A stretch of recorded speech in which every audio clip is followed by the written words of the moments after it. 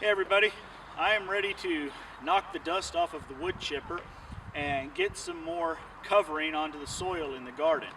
So as you can see, I've already brought up one pile of clearings that we had from back in the woods. Let's go get another and I'll show you the wood chipper. Okay, so when I first got this tractor, I asked my buddy over at Alderman Farms, I asked Tommy, I said, what do I want to make sure that I get with this tractor so I'm not disappointed a few months down the line?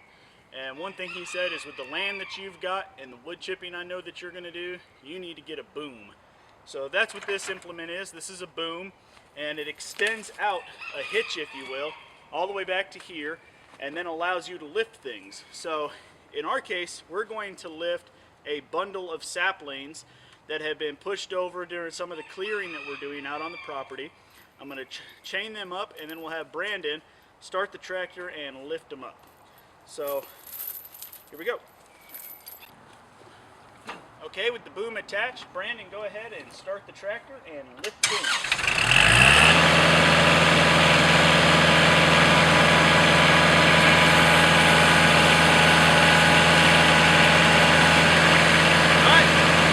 Take it up there.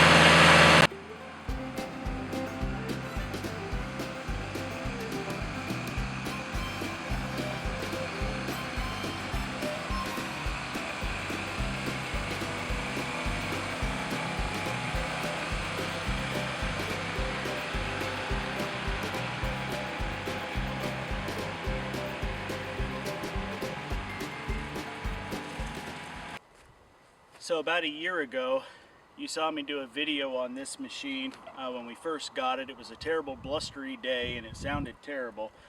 But what this is the Mighty Mac made by McKissick.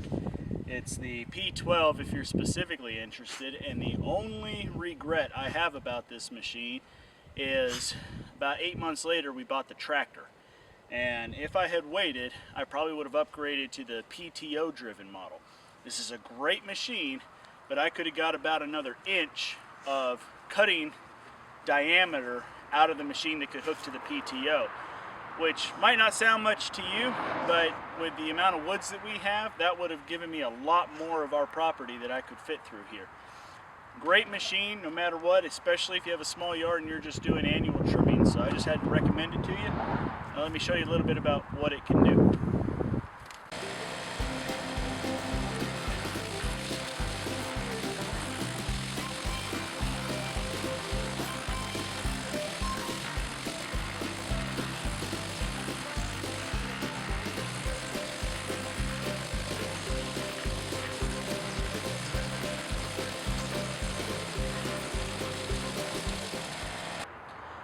Well, I just love this machine, so I had to share that with you. I think there's a lot of considerations that have to be thought about before you purchase a machine like this. We discovered that we just could not, for the life of us, find free wood chips. We wanted to use wood chips and cover the earth because of what we believe in when it comes to permaculture, what we saw with the Back to Eden method of gardening, and that is that you should not be able to see your soil. Everything that grows in the forest and everywhere else, you don't see the soil if there's something growing well. And so we need to have some kind of covering to protect the soil from evaporation and everything else. It's just tremendous how much having a covering does for you. But because we could not find free wood chips, primarily because we have a mulch company all of a mile down the road from us that manages to collect all the free wood chips in the area, we decided we needed to invest in a heavier piece of machinery, and we have the property to be able to feed this machine. So it might not be something that's practical for you, but for us in the long run it's saving us from having to pay a company that's a mile down the road to bring us truckloads of mulch.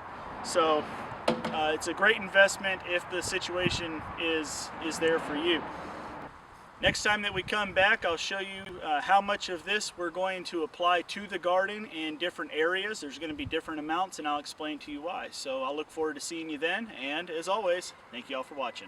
Bye.